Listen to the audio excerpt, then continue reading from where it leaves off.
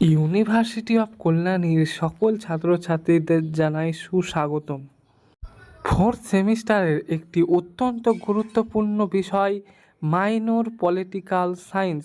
Political সায়েন্সের minor বিষয়টির সম্পূর্ণ সিলেবাস এবং সাজেশন সহ আজকের এই ভিডিওতে তোমাদের সঙ্গে আলোচনা করে দেব।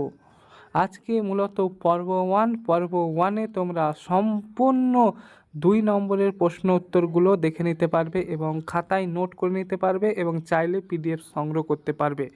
চলো সিলেবাসটি নিয়ে আলোচনা করে নিই। সিলেবাসটি দেখে নাও।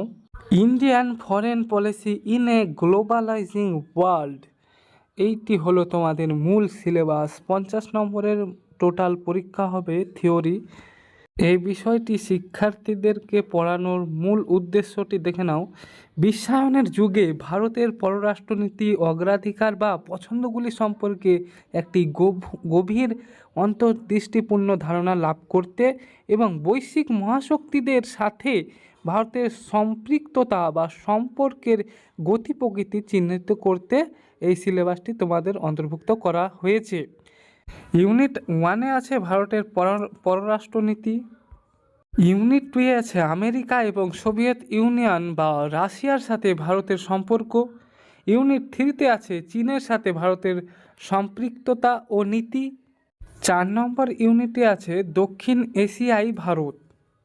আর 5 নম্বর ইউনিটে আছে ভারতের আলোচনার শৈলী ও কৌশল সমূহ। বন্ধুরা, এই নিয়ে ছিল তোমাদের পলিটিক্যাল সায়েন্স বিষয়ের 4th সেমিস্টার মাইনরের syllabus.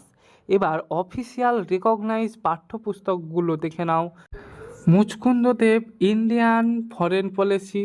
Sagarika Dutta, India in globalise world. তারপর হচ্ছে ডেভিড এম ম্যানোল এবং অন্যান্য। Oxford handbook of Indian foreign policy.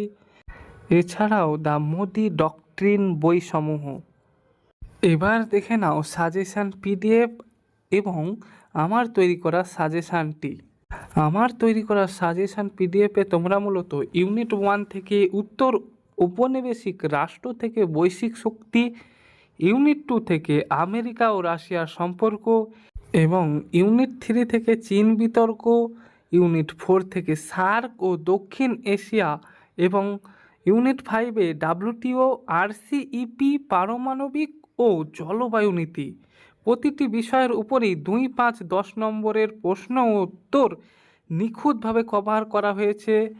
এই পিডিএফটিতে উল্লিখিত সমস্ত প্রশ্ন উত্তরগুলি মূলত রেকগনাইজ অফিসিয়াল যে বইগুলো দেখালাম সেই বইগুলো এবং বিভিন্ন প্রিভিয়াস ইয়ার প্রশ্নপত্র ঘেঁটে বাছাই করে পোস্ট পরীক্ষায় আসন্ন অত্যন্ত গুরুত্বপূর্ণ প্রশ্ন উত্তরগুলোই রাখা রয়েছে, যা থেকে তোমরা সম্পূর্ণ 100% কমন পেয়ে যেতে পারো। কাজেই তোমরা যারা ইউটিউব দেখে ফ্রি প্রিপারেশান নেবে ভাবছো, তারা অবশ্যই একটু পরেই আমি সম্পূর্ণ 2 নম্বরের প্রশ্ন উত্তরগুলো আলোচনা করে দেবো, সেগুলো তোমরা নিজের খাতায় টুকে ফেলবে। এবং যারা ভাবছো না পিডিএফটি সংগ্রহ করবে, তারা অবশ্যই আমার সঙ্গে যোগাযোগ করবে। যারা পিডিএফটি সংগ্রহ করবে তারা এক্সট্রা কিছু প্রশ্ন এবং মডেল প্রশ্নপত্র পেয়ে যাবে এবং একটি অধ্যায় আমি ইউটিউবে আপলোড দেব না, সেটা যারা পাবে, নোট সংগ্রহ করবে শুধু তারাই পাবে। তাছাড়াও যারা ফ্রি প্রিপারেশান নেবে, তোমরা 100% যদি এগুলো কভার করে যাও অবশ্যই ভালো নম্বর পেয়ে পাস করে যাবে। ওর প্রথমেই কথা দিয়েছিলাম 2 নম্বরের প্রশ্ন উত্তরগুলো তোমাদের সঙ্গে আলোচনা করব। তোমরা দেখে নাও 2 নম্বরের প্রশ্ন উত্তরগুলি। ভারতের পররাষ্ট্রনীতি ও নির্ধারক সমূহ। প্রথম প্রশ্ন, পঞ্চশীলের প্রধান নীতিগুলি কী কী? পিওয়াইকিউ 2025। দ্বিতীয় প্রশ্ন, কূটনীতি বলতে কী বোঝো? পিওয়াইকিউ 2025। এই প্রশ্নগুলি এসেছিল। নম্বর প্রশ্ন, ভারতে লুক ইস্ট নীতি বা পূর্বমুখী নীতি বলতে কী বোঝো? চতুর্থ প্রশ্ন, ভারতের প্রতিবেশী প্রথম নীতিটি কী? পঞ্চম প্রশ্ন, ভারতের পররাষ্ট্রনীতির প্রসঙ্গে কৌশলগত স্বায়ত্তশাসনের সংজ্ঞা দাও। ষষ্ঠম প্রশ্ন, ভারতের পররাষ্ট্রনীতির একটি উদাহরণসহ সফট পাওয়ার বা কোমল ক্ষমতার সংজ্ঞা দাও। সপ্তম প্রশ্ন, দ্বিতীয় ধারার কূটনীতি বলতে কি বোঝো? এই ছিল প্রথম অধ্যায়ের অতি গুরুত্বপূর্ণ প্রশ্ন উত্তরের সমাহার। অতি গুরুত্বপূর্ণ 2 নম্বরের প্রশ্ন এবং তাদের উত্তরগুলি। দ্বিতীয় অধ্যায়ে যাওয়ার আগে দেখে নাও আমার পিডিএফ প্রাইস শিডিউলটি।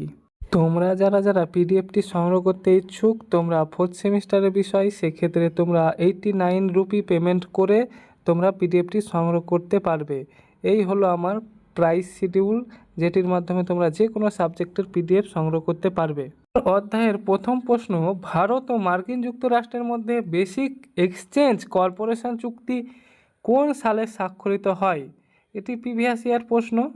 9 নম্বর প্রশ্ন, কোন সালে ভারত সোভিয়েত শান্তি, বন্ধুত্ব ও সহযোগিতার চুক্তি স্বাক্ষরিত হয়? এটা পিওয়াইকিউ প্রশ্ন।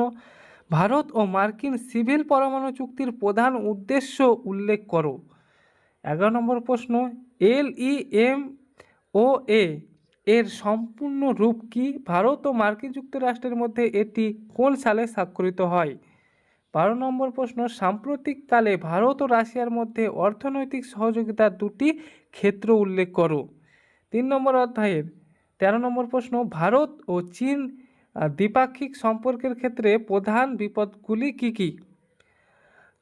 14 নম্বর প্রশ্ন, লাইন অফ অ্যাকচুয়াল কন্ট্রোল বা প্রকৃত নিয়ন্ত্রণ রেখা বা LAC কি? 15 নম্বর প্রশ্ন, ম্যাকমোহন লাইন কি? 4 নম্বর অধ্যায়, সার্কের 2টি উদ্দেশ্য লেখো। 17 নম্বর প্রশ্ন, গুজরাল মতবাদ কি? 18 নম্বর প্রশ্ন, ফারাক্কা ব্যারেজ চুক্তি 1996 কি এবং এটি কোন দেশের মধ্যে স্বাক্ষরিত হয়েছিল? 19 নম্বর প্রশ্ন, ভারত ও বাংলাদেশের মধ্যে বিবাদের 2টি প্রধান ক্ষেত্র উল্লেখ করো। 20 নম্বর প্রশ্ন, ভারত ও পাকিস্তানের মধ্যে স্বাক্ষরিত 2টি ঐতিহাসিক দ্বিপাক্ষিক চুক্তির নাম লেখো। 21 নম্বর প্রশ্ন, ভারত পাক সম্পর্কের ক্ষেত্রে সিমলা চুক্তির গুরুত্ব কি? 22 নম্বর প্রশ্ন, তিব্বতী উদ্বাস্তুদের বিষয়ে ভারতের নীতি বা অবস্থান কি?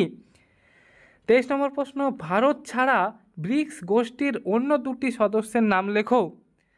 24 নম্বর প্রশ্ন, সার্ক ছাড়া দক্ষিণ এশিয়ার 2টি অরিজিনাল অর্গানাইজেশন এর নাম লেখো যেখানে ভারত একজন সক্রিয় সদস্য। এই ছিল 4টি অত্যন্ত গুরুত্বপূর্ণ অধ্যায়ের অত্যন্ত গুরুত্বপূর্ণ প্রশ্ন এবং তাদের উত্তরের সমাহার। এছাড়াও 5 নম্বর অধ্যায় সহ সম্পূর্ণ পিডিএফটি যারা সংগ্রহ করতে ইচ্ছুক, মাত্র 89 রুপি পেমেন্ট করে তোমরা পিডিএফটি নিয়ে নিতে পারো।